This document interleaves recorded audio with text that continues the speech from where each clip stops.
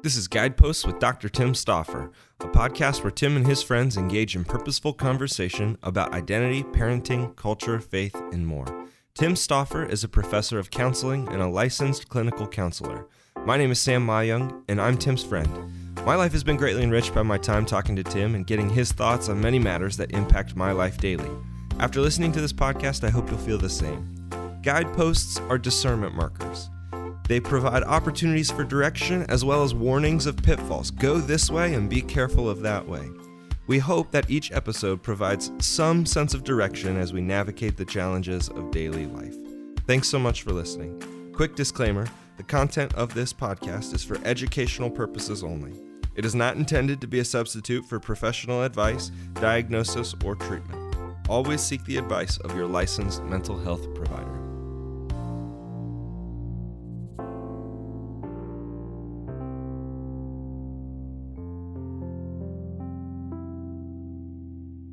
Tim, good morning. Hey, good morning, Sam.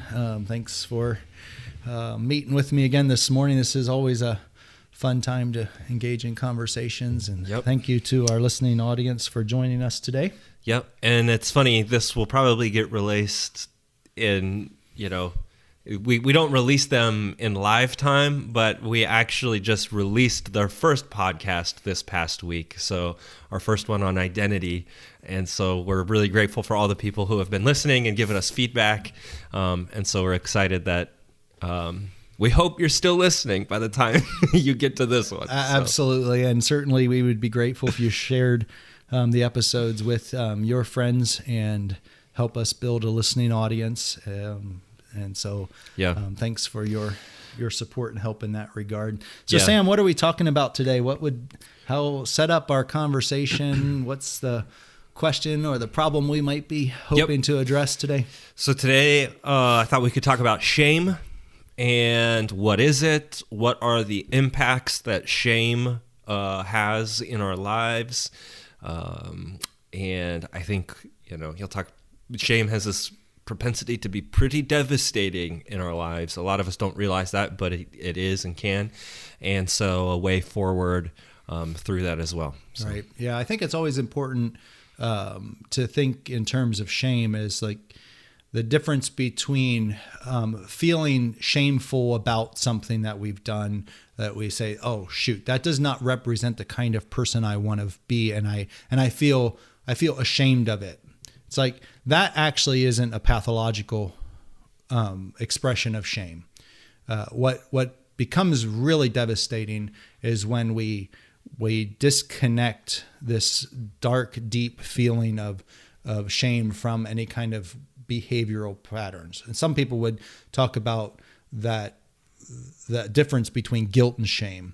Okay. It's like if I do something wrong and I feel a sense of I'm ashamed of it, or I feel it's like that's kind of like guilt. It's like this sense that we do need to take responsibility for our behavior. It's like that hurts other people. It hurts us. It can be wrong. It can be destructive.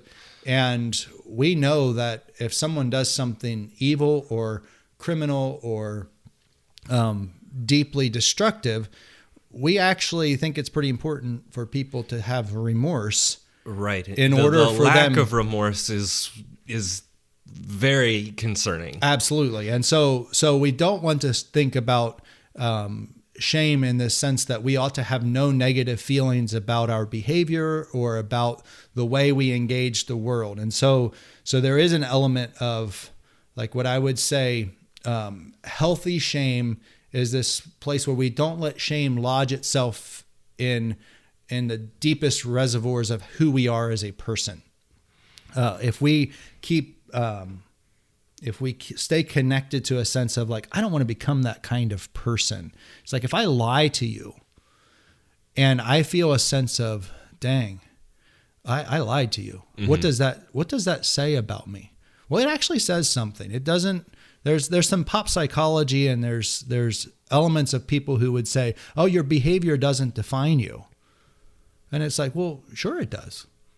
Our behavior has a strong defining characteristic. It's like, and even Jesus said that it's by your fruits you will know them. It's like there's a There's a sense in which when we engage in patterned behavior, when we engage in destructive behavior, it does have a defining characteristic. It does say something about us.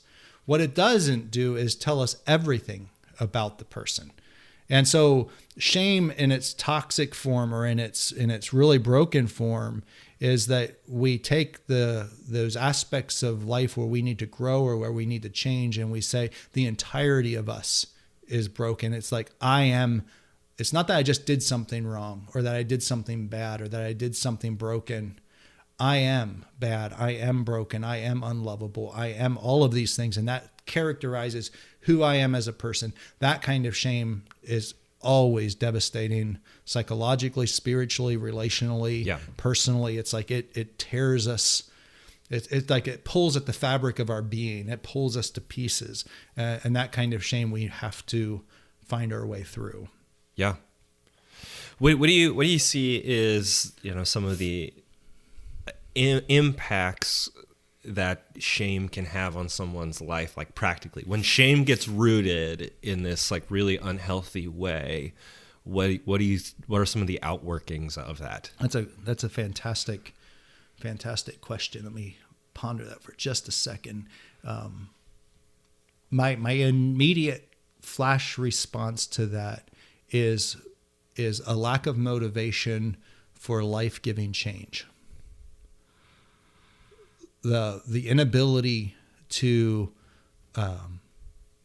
allow ourselves the opportunity to try something and fail without it ruining us. And so shame has this effect of it pulls a person down into the dark hole of depression, into the dark hole of anxiety, into the deep places of self-loathing, a sense of I'm not reliable, I'm not lovable. People would be better if they didn't associate with me. And so extreme forms of shame lead to a deep sense of isolation. It's a deep belief that I'm a mistake, that if you really knew me, you'd reject me. It can lead to like fear and blame patterns and anger outbursts, and this sense of like nobody loves me, and that's an injustice because we all desperately need to be loved and affirmed. And so shame doesn't allow any sense of affirmation to get through. It's like it even creates, if someone tries. Right. It creates, even if somebody tries, it's like it creates this bubble around us that doesn't allow anything to move forward. I think it was Brene Brown. I'm not certain about this. A lot of what I have to say today will be inspired by some of her work. But you can think about shame as an umbrella under which many of our painful emotions live. It's like shame is can drive anger. It can drive deep sadness. It can drive deep sense of disgust. It can drive a deep sense of fear and anxiety of rejection. And shame is oftentimes an umbrella under which all of those things operate in our lives.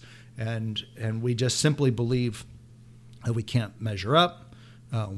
We cannot appear weak, so we don't try something new, because if we try something new, we are weak. Right. We're going to do it imperfectly. It's like when I started in CrossFit, it's like I went in there and I made this decision. I got to check my ego at the door, because I'm going to be pretty abysmal if I compare myself to everyone around me, and I don't know the vocabulary. I don't know the proper forms and techniques.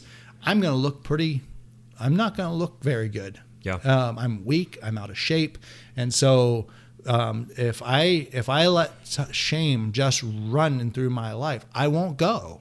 I won't be motivated to try, because I'm going to have to confront my own imperfections and my own lack of capacity. And so those are some of the ways I would say that shame works itself out in us. I would say that shame numbs our emotions. Like it will mute especially positive emotion and enhance negative emotion. It kills our ability to have empathy for other people, because it's like we're in such pain. It's like how can I be empathetic to somebody else? How can I be relationally reciprocal if I think I'm a loser, if I think I'm unlovable? Well, I'm not going to be able to connect well with other people. Yeah. What creates shame? Like, what causes that and drives that? And because I think a lot of us, or I know personally, I have experienced many of these things on some level, but we all know, like, I feel like everyone knows someone who can clearly see this, like, deeply rooted in someone's life, to where it's like consumed them. Mm-hmm. What causes shame? What drives that? That's an excellent question. And I think I would think about it in terms of, like, there might be multiple lenses through which we can look at that question. We can think about, I'd say probably 3 lenses through which we can look. We can look at it spiritually, and we can think about it through a lens of brokenness, or in Christian theology, it would be the concept of sin, or the sense of missing the mark, or a sense of evil being resident, the seeds of evil being resident within all of us. And so we can look through the spiritual lens. We can look through the psychological lens of what we might call cognitive distortions, disordered emotions. Sometimes we will talk about it in the mental health field as stinking thinking. It's like we have distorted thoughts which lead us to disordered emotion. And shame finds a home in that kind of space. It's like shame narratives kind of can be in that space of how we think about ourselves. And we can also think in terms of, like, relational lens of attachment. Like if you think about the toddler, and you have young children. So think about what happens when a child discovers something new and they want you to celebrate with them. Okay. I remember as a child, the first time I succeeded at tying my shoe.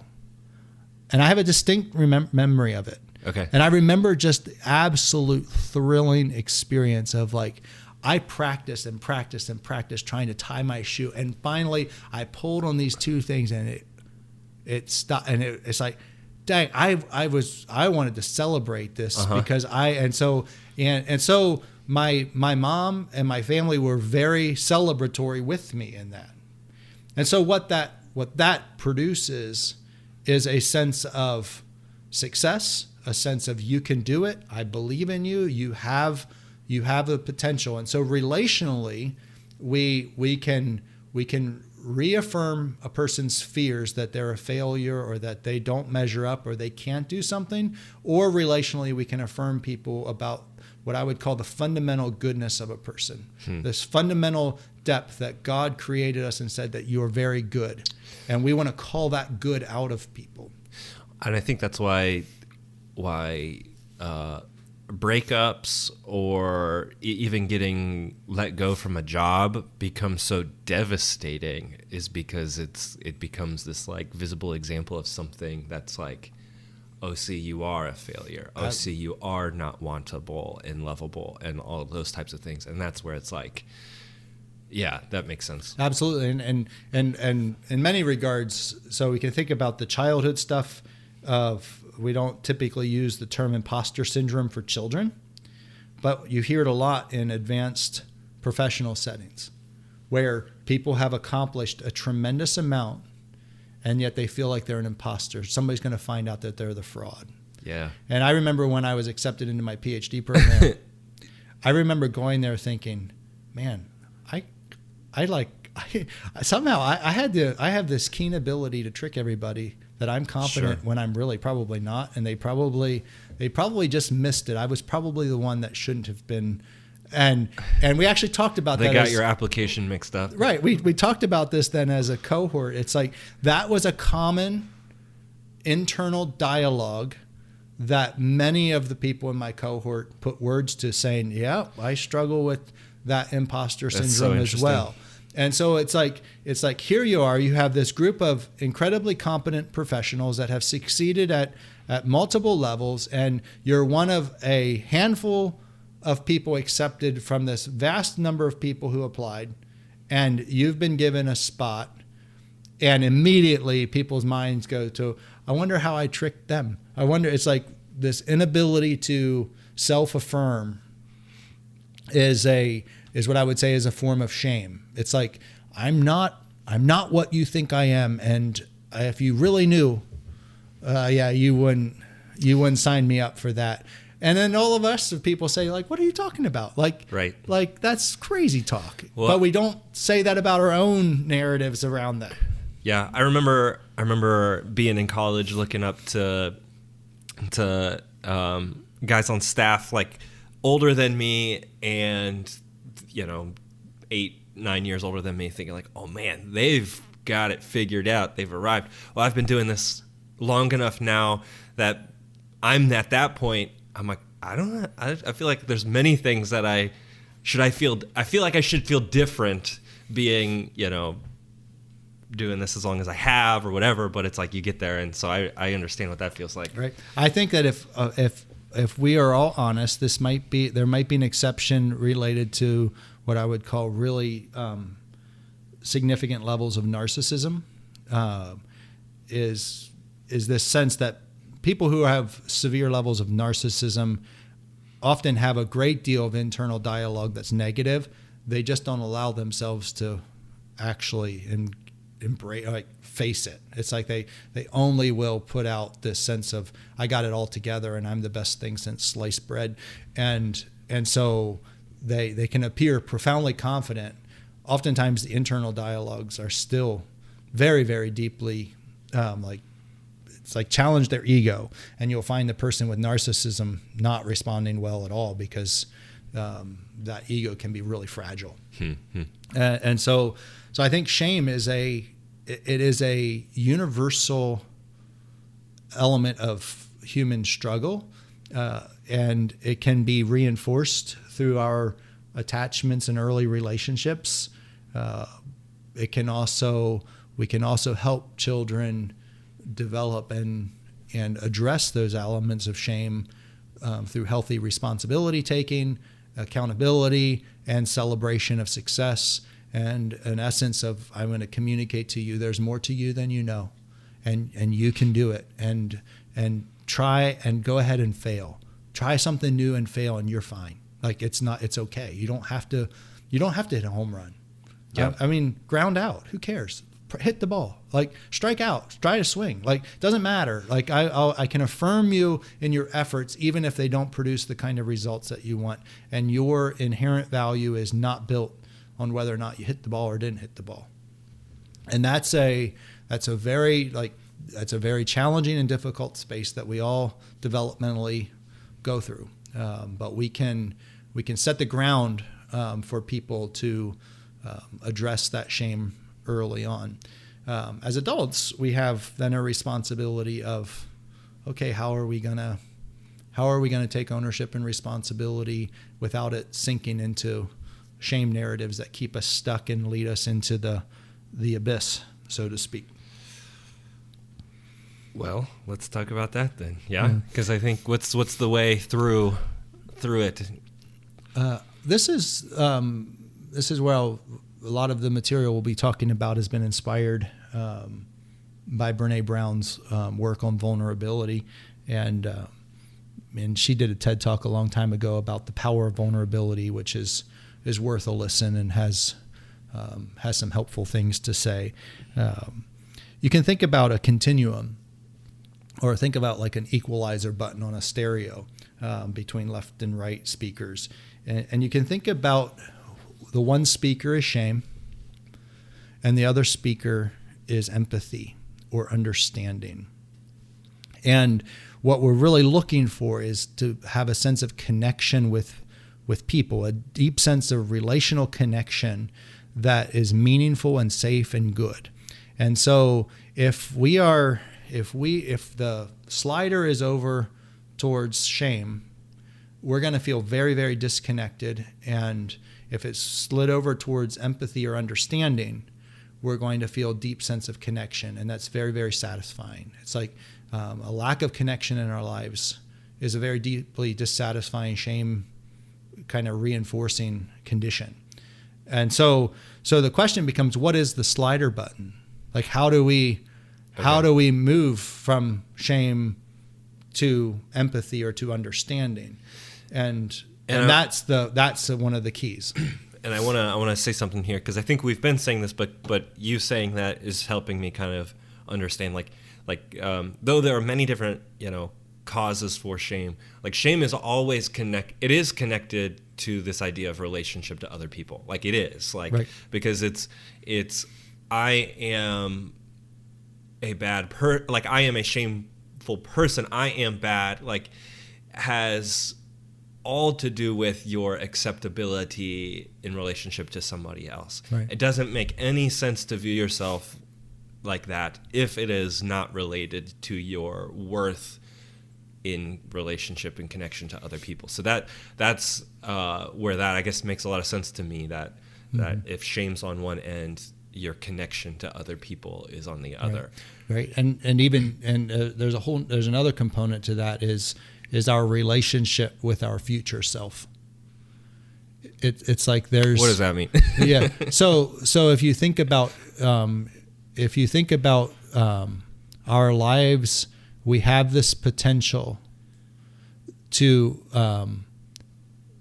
that will directly impact the quality of our life in the future. And so the question becomes, will I bargain with my future? Like, will I make the sacrifices today because I care about the person in the future? Okay. And so if I eat junk all day long today and I stay in my bed all day and I don't do anything and I don't do anything productive and I don't engage in life in a sacrificial way where I'm giving up something, where I'm delaying gratification, I'm doing something that isn't preferred now because I know that if I do, it will increase the quality of my life a year from now, 10 years from now, 30 years from now. You can use finance as a good metaphor. It's like, will I make the investment today for my 65-year-old self when I retire? And do I see that person out there as worth it? And if I have a deep shame narrative, I will probably say, I will probably have this sense that that person's not worth it. That makes a lot of sense. And the same is true. So it's like this connection or this relational component is true with God, is true with ourselves, and it's true with others.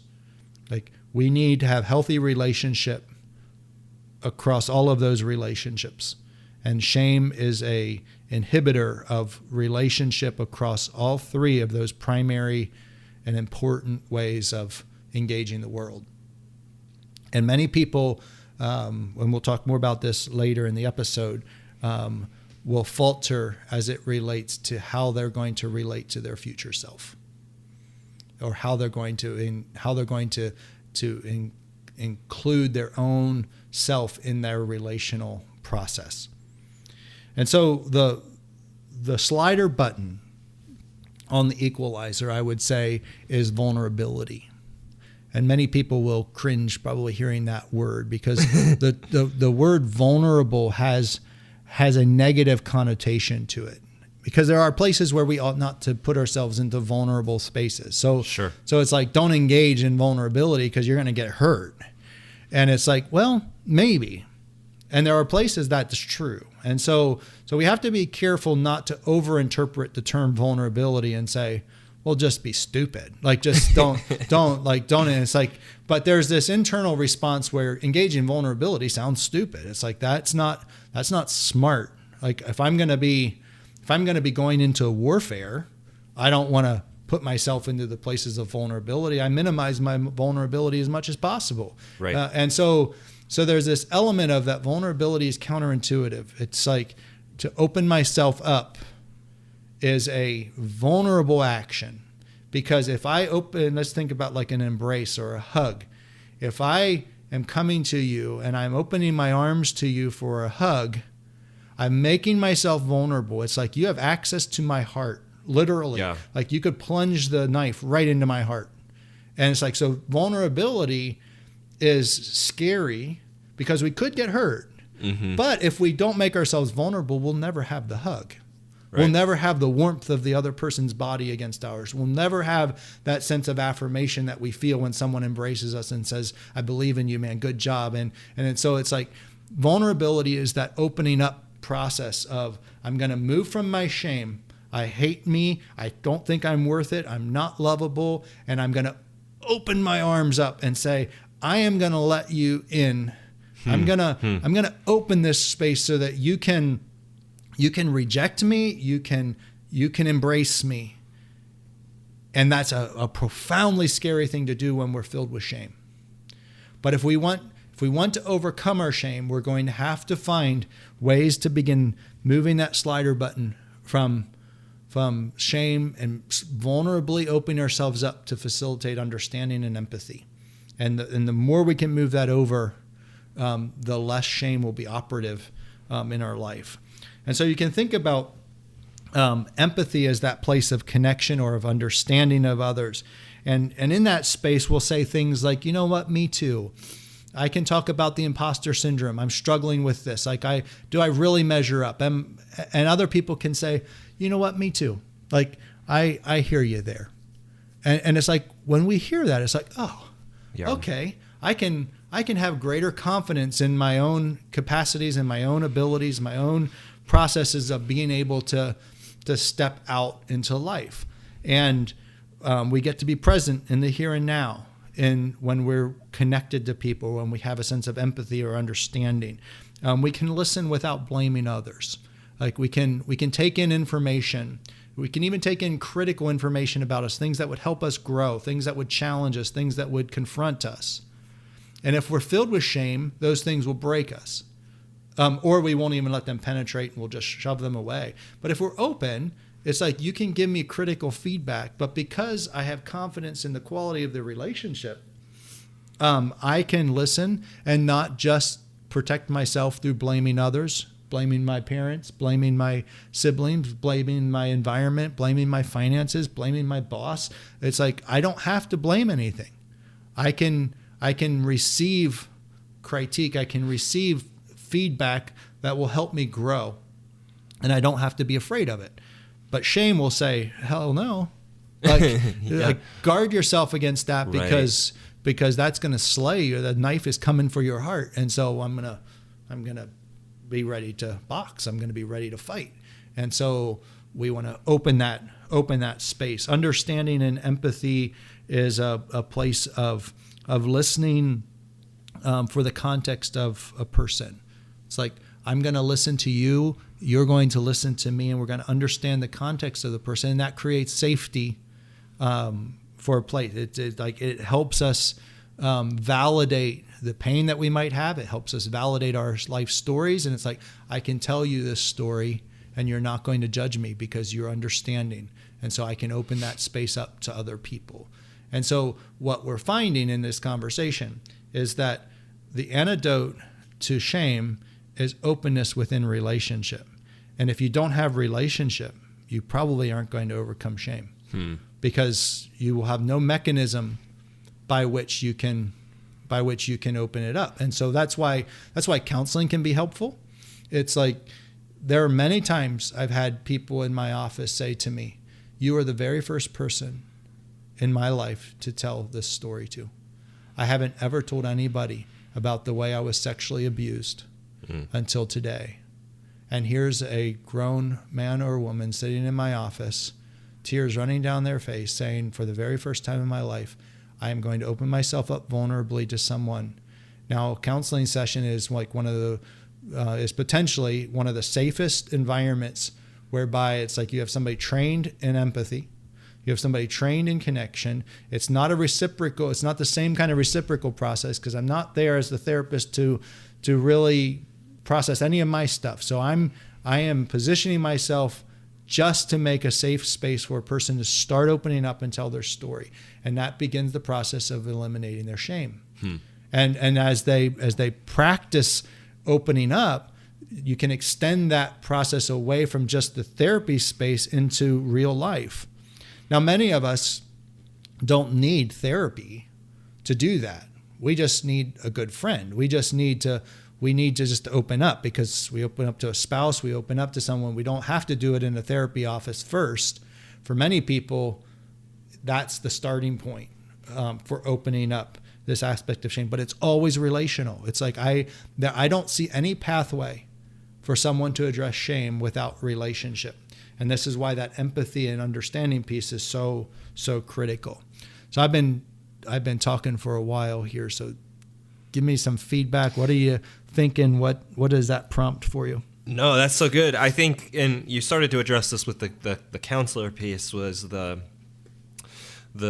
question I was immediately starting to think of is like, but what if the person you are vulnerable to doesn't meet you with empathy and understanding, and it does meet you with the knife in the heart and twist, and so that's, you were like, the counselor is the safest place because they're the trained person who will listen and is trying to be the person bringing you from shame into understanding and empathy, and will be the safe place for vulnerability. And I think that's probably, I would assume, where shame probably grows the most is when someone's made an attempt to be vulnerable, but it is met with, I would even think, maybe an example in the workplace, you share something you're struggling with in the job, but it's met with the week later you lose your job, Sure. Now obviously there's going to be things that disqualify people from jobs, whatever, but I could understand how that would deepen the sense rather than the growing of understanding and moving out of it. So that was just my question of it's a fascinating observation, because it seems to me as though shame can meet shame, and both can feel worse because of it. Yeah. So it's like, if I'm disclosing or if I'm becoming vulnerable in an unsafe place, I am likely going to have my shame reinforced. And there's multiple levels of ways to analyze that. It might be that I am not presenting and opening up in a very quality way. So I can open up to people and be like, I want to be vulnerable, but I'm like oversharing, or I'm going too far too fast and saying too much to the wrong people. And so I may inadvertently create responses that I fear based on how I go about that process. Other people often also have shame. And so if I share my shame with you, Sure. it may produce a shameful response to another person's shame. And so the lack of safety in that relationship makes both people worse. And so we have to find this element of who are the safe people with whom we can begin opening up and risking. It's like it's a risky process. And we all know this by how little at times we're willing to share. We can think about it like in many life groups of churches. It's like, okay, is this a safe place or not? Right. Well, I've been in groups where it's like, yes, it's a very safe place. There are groups where, no, not that. I might talk about this, but not that. Yeah. And so we have everybody understands what that feels like. We have to have wisdom. Sure. In terms of that space, but we also have to be willing to take risk. There are times, like, if I can share something vulnerable without the expectation that I'm going to get a precise kind of response, and I can embrace the tension that it doesn't have to, I don't have to have a perfect response from people. There are many people who share something and it's like, man, that was, I can't believe I shared that, and I was affirmed more than I ever believed possible. That's a very common, It's a very common story. Recovery communities often provide that space. I'm an alcoholic, and I go to AA, and I just tell my story. It's like my life is absolutely falling apart. You're giving because that of as alcohol. an example. It Almost sounded like that was you making that declaration. No, I'm giving that as an example. Except by the grace of God, so would I go. Sure. And so it's like going in that group and someone says, I'm an alcoholic and here's my story. You will have a group of people saying, we hear you. Thank you for sharing. Mm-hmm. Thank you for telling me this part of your story. And it's like now shame begins to reduce because this connection is forming. It's this sense of I'm listening. And so for people who are listening to other people, we have a task in front of us. It's like, I want to help you reduce your shame. I want to reduce my shame. And we can, when you say something, I can listen to you and affirm you and hear you and thank you for being vulnerable and sharing with me. And we can reciprocate for one another. Those kind of relationships have so much potential to help us grow and to help us move away from this sense of shame. So when we do that, it's like we're seeking the good of the other person. We're promoting intimacy and closeness, and we're moving away from like this we're moving away from the selfishness into a selfless giving and taking from one another. And it's like that it builds a sense of connection, and shame reduces in that kind of space.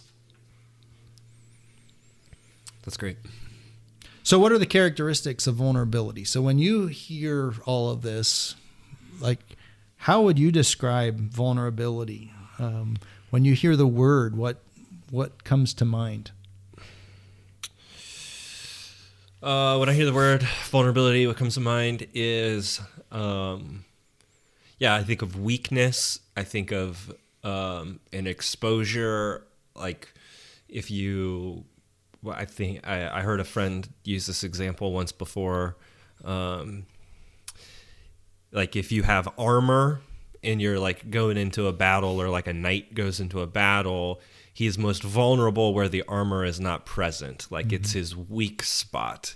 Or if like your armor tears, then you have a vulnerability. You have somewhere where you could be exposed and, so I think of an exposing, I think of a vulnerability, you can't use the word to define the word, but weakness, a weakness. But it's to your own, like it could be to your own harm, or it could be to your own healing. Because I think of, you were using the analogy of a hug. I also think of the analogy of a doctor, where a doctor has to often cut if you want to become healed. Right.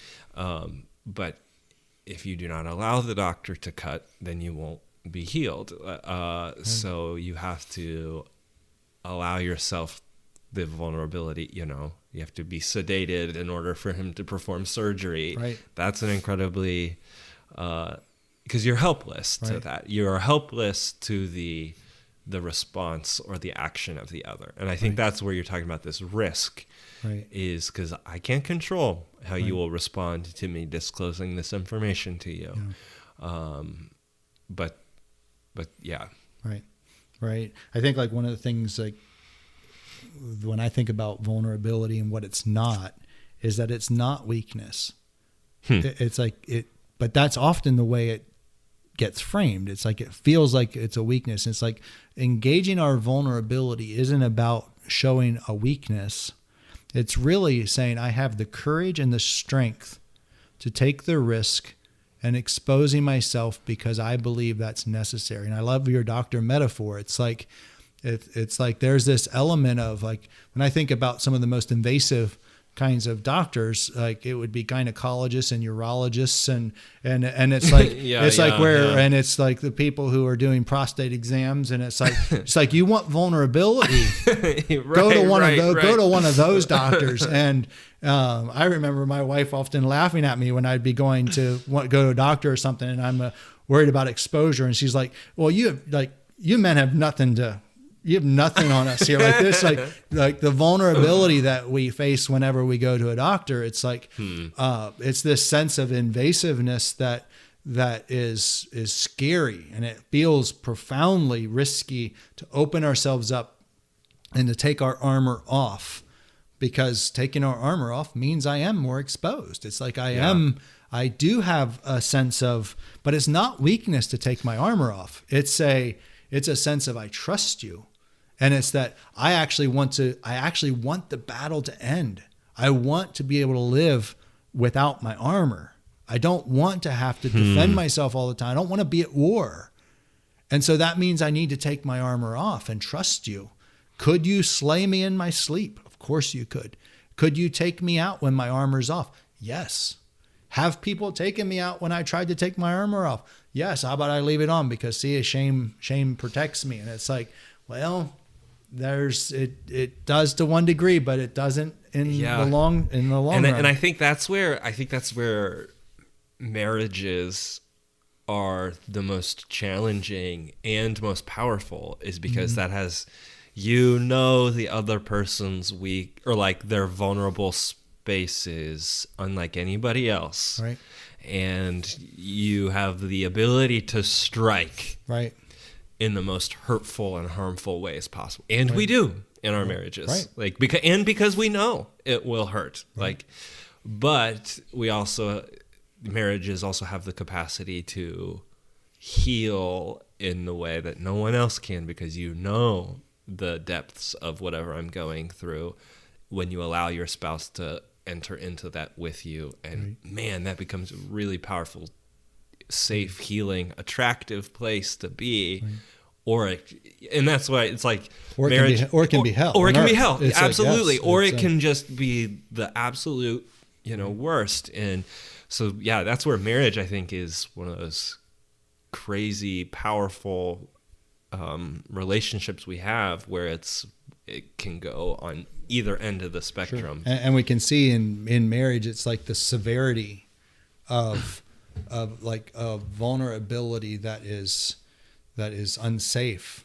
It's like, that's a shame-inducing space. It's like this question of what's wrong with me.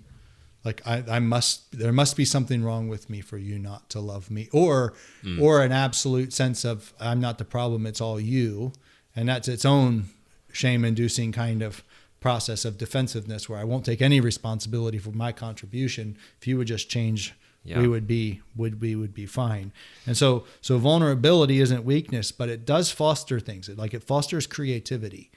It's like our willingness to engage in something new and novel and to take a risk increases the possibility that we might be able to express something creatively and produce something unique. It spawns new ideas. It's a birthplace for joy and for love and for belonging. Brene Brown uses the term wholeheartedness. It's like, this is a place of like some of the deepest and most satisfying space in life is here. It's in this place of, I'm not at war anymore. I'm thriving. It's like it's a whole, this wholehearted way of living is so satisfying. It's a place of transparency and honesty. It's a place to be real and authentic. But it requires this ruthless trust. It requires this ability to say, I'm willing to be hurt and to repair the damage, and it's worth it to stay vulnerable, even though I might take some bumps and bruises along the way. And marriage will do that. It's like we're gonna have those bumps and bruises along the way. So some healthy vulnerable behaviors, I would say, is expression of gratitude. Gratitude, we know from the social science literature that gratitude actually changes the way we think. A pattern of gratitude will produce responsibility taking. It will allow us to say, I've been given a good gift and I have responsibility for it. And so gratitude will foster many, many positive emotional and cognitive benefits to us and relational benefits to us. It will change our attitudes. Healthy vulnerable behavior would include making a respectful request. I'm going to ask for what I need. I'm going to allow other people to help me. And so a respectful request allows for a person to tell us no without it undoing us. Because if I request something and you say no, if I demand it and say, you owe me, you need to do this because I asked you, now I'm not even making a request. I'm just simply demanding it. And so it's like, that's not vulnerability. So if I ask for something, that's a vulnerable action because you could tell me no.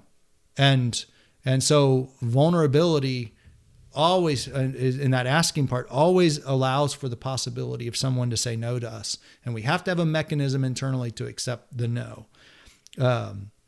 There's a sense of sharing our thoughts and feelings without expectations. I can tell you what I think. I can tell you what I feel. And I don't have any expectations that you're going to respond to me in a certain way. That's vulnerability. It's an opening up to a person. I can tell you my life story. I can talk about my successes. I can talk about the shameful things in my life. I can talk about the ways I've been hurt. I can tell the story of my life, and I can situate it within its context, and you're gonna hear me out. And that's a vulnerable behavior. I'll set healthy boundaries. I won't tolerate the encroachment on who I am as a person. I won't accept abusiveness. I won't be a doormat for people. I will assert myself. I will have a clear set of boundaries about how you come into my life and how you leave. It's like there's a coming and going that healthy boundaries creates. I will confess what I've done wrong. I will seek forgiveness and I will offer forgiveness. I will love generously, and love covers a multitude of sins. It's like there's a sense in which I won't become nitpicky in this space. It's like I'm gonna open myself up lovingly to people. I will be willing to confront. I will be willing to rebuke, to exhort is some of the terms that Scripture uses about. I'm gonna trust you well enough that I can give you feedback about something that's not right. And so if our relationship is strained or there's something in our relation, I will trust you enough to confront you about it. And that doesn't mean being hostile. It just means I'm willing to file a complaint. I'm willing to say, hey, Sam, I'm not satisfied with this. This hurt me, or this isn't helping me. Can we talk about it? And so all of these things are vulnerable behaviors that are relational in nature. They build healthy marriage. They build healthy friendship. They build healthy acquaintances. They build healthy interactions with strangers. It's like across all the dimensions of potential relationship, vulnerability in this give and take is a foundational process for us to have a healthy society.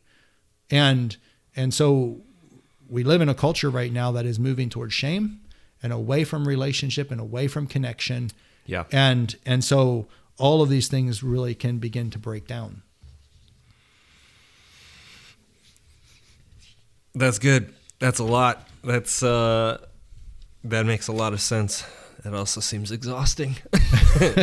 Well, it's worth the hard work. Like anything, right? But I get the sense but it is good. It is good, and we have to confront our shame. And I think that we'll make this a. It's the Aslan quote in. Did you read Chronicles of Narnia? Yes. Like where she goes to get on Aslan, like ride Aslan, I think. And she asks the question like, "Is it safe?" And he's like, "No, but it's good. But I'm good. But it's like, good. Yes. Yeah. That's a fantastic. I feel like that really applies to this vulnerability thing. Like, right. Aslan could tear her to shreds if he wants. Right. But But it is good. But it's good. But it is good. And I think we'll have a follow-up conversation to this one because this next component of what I would talk about will be too long. Okay. But what I want to talk about in a follow-up conversation related to this is one, I want to hear more of your thoughts as we have time to reflect on it. But I want to talk about the antidote of self-compassion in this regard, and how learning self-compassion is one of the primary, what I would call the primal area of Christian discipleship. Like to speak to ourselves the messages that and believe about ourselves what God says of us. And that's a place where many, especially Christians, really grapple, where it's like they see the behaviors that they do in their lives that might be called sin or might be broken at its deep levels that induce shame. And so it's like, how do we change in those spaces? It's like, well, we need to appropriate what God says about us into our own self-narratives. And if we want to change and move out of shame, we're going to have to learn to follow Christ in how we view ourselves and see ourselves the way God sees us. And that's a fundamental, what I would say, one of the most basic or primal principles in how we move away from shame. It's like, it's through vulnerability, but it's also through this sense of, I am going to be vulnerable enough to be self-compassionate. And that means I'm going to have to understand my story. We'll unpack that more in our next episode. But it's a powerful way of thinking about how to live a wholehearted and life-giving approach. Great. I'm looking forward to that. Yeah. Well, thanks, Sam. Thank you to our listeners. Please reach out to us with your comments, your questions. In the show notes, there'll be an email link. We'd love to hear from you. And if you enjoyed this conversation, please share it with your family and friends. And I appreciate you tuning in. Thanks, Tim. We hope you enjoyed this week's episode of Guideposts with Dr. Tim Stauffer.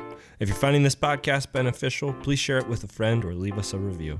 Also, make sure to check out the show notes where you can find links to resources as well as an email address. We want to hear from you. Send us your questions, feedback, and topic ideas for future episodes.